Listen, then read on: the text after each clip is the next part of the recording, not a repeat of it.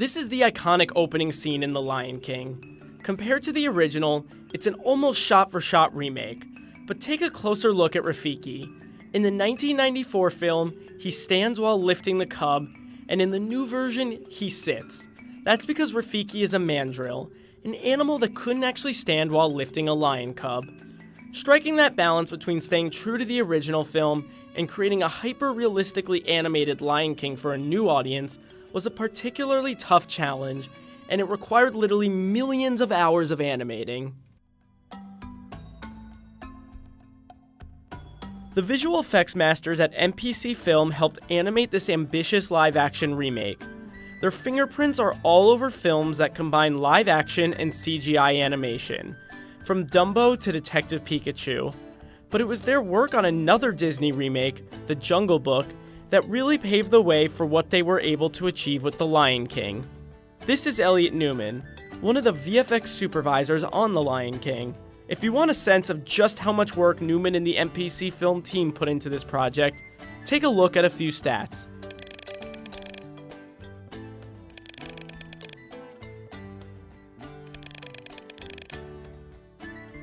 MPC Film estimates that there were about 77 million hours of rendering animation throughout all of their departments.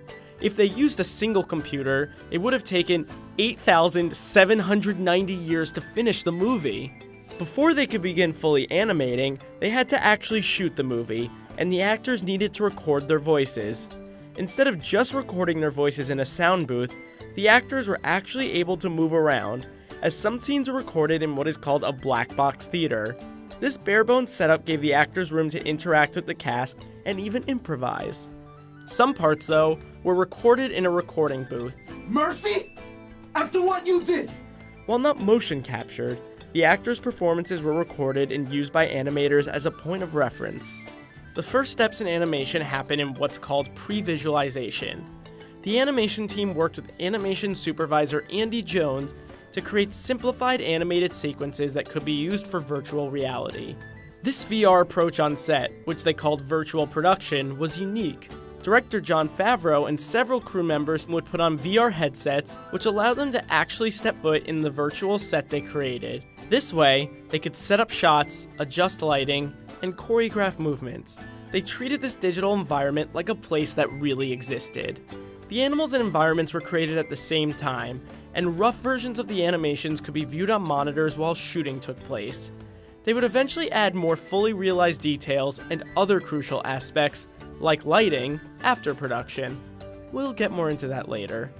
And yes, there were real cameras tracking Timon and Pumbaa. Creating the camera movements in real life, rather than just in the computer, allowed the filmmakers to create a nature documentary-like feel.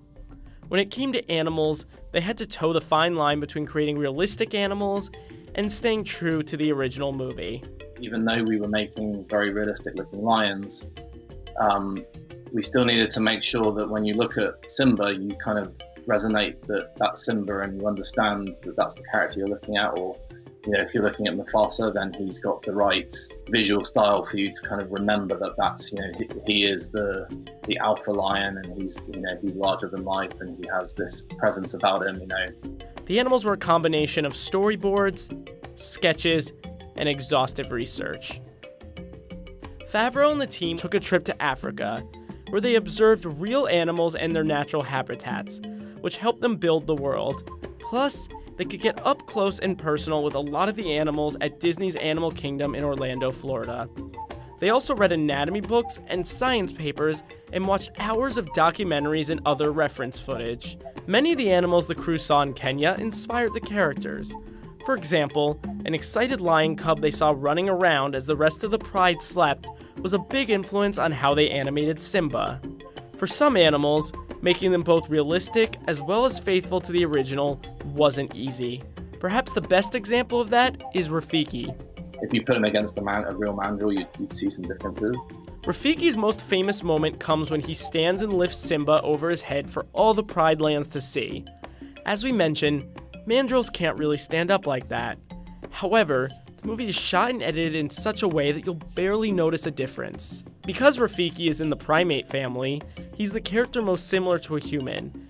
Therefore, they were able to add some more human-like qualities and emotions to him. The animators, however, took some liberties and occasionally strayed from realism in a few places. Take Scar, for example. His design was the furthest from reality compared to the other lions, but they made it work. He has a lot of physical qualities that are different from an actual lion, like his size and the shape of his skull. He feels more like a character than the rest of them.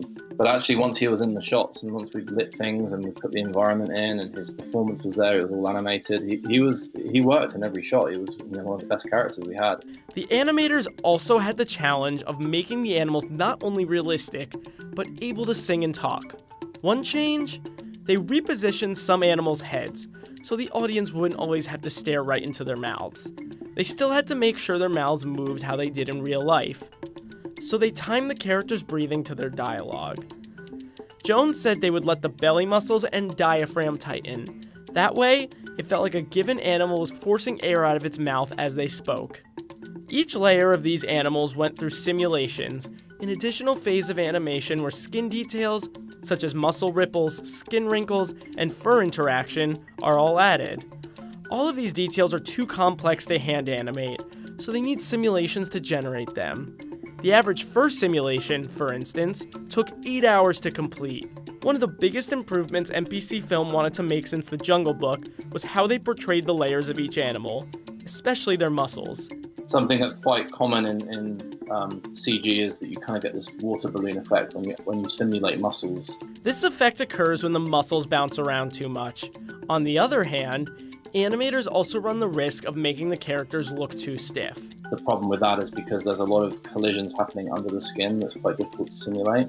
But on The Lion King, we added hard surface joints, bones basically, that those muscles would collide and slide against, and it reduced that sort of water balloon movement. And even if we don't notice it, there are several visual factors to making the skin look just right, like how light bounces off of it and how it moves. Separate teams worked on each layer, perhaps none being more important than hair, given that nearly every character in the movie is covered in it. Part of the reason they really had to nail things like muscles, bones, and skin is because a lion's hair is so short that there's less to hide how the skin and bones move beneath. Female lions have even less hair than their male counterparts, and because they have no manes, you can fully see their necks. For characters like Nala, they had to add certain movements to the neck and esophagus for moments when she's speaking. The male lions have manes, which presented their own set of challenges. Typically, the longer the hair is, the harder it is to simulate. 1% of the whole density of the groom. You can then use that to kind of approximate the surrounding hairs should move and collide with each other. Adult Simba's mane alone consisted of about 700,000 strands of hair. And the hairs can't just sit still. The animation team created new systems for The Lion King specifically for gusts of wind passing through long hair. The hairs on a lion's mane blowing in the wind can be tricky to control, so they made sure the strands behind the leading hairs in these shots wouldn't move as much, helping to create a sense that these animals were covered in layers of hair. While extremely subtle, Newman says it's the kind of specific detail that, if not done correctly, the viewer will notice. It's that kind of level of detail that you have to get to kind of reach that kind of, the audience is believing what they're looking at, But sometimes they actually needed less detail. Take, for example, the infamous wildebeest stampede sequence. The animators started by building up a big library of animated clips of wildebeest doing different actions, whether that be walking, jumping, or changing direction. This allowed them to more easily create a massive crowd in motion. The wildebeest in the distance were able to have more simplified features and could be done by simulation, while they had to animate the wildebeest that were closer to the camera, and thus more visible to the eye.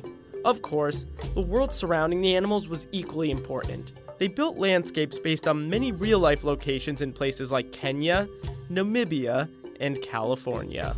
Another piece of technology they worked on since The Jungle Book was what Newman referred to as a scatter tool.